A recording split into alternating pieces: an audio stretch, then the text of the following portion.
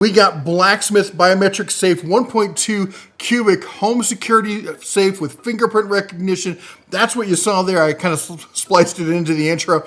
In fact, you can see it.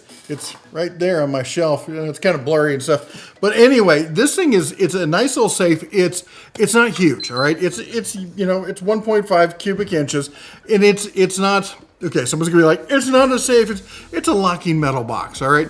You can access it with the numeric keypad. You can access it with the finger lock, which I love that's built into the handle because you grab the handle and it just unlocks. It makes it super easy. And it comes with a fireproof bag on top of it. So I always say that, if it's important, it goes in the bag. That's all there is to it. You got documents and stuff. This isn't like to prevent burglars and stuff like this. This is to prevent sticky fingers, stuff like that. People come through. It's a nice place to lock things up. You want to anchor it. I think you probably saw in the overlay stuff I just put up there. You probably saw the anchoring points.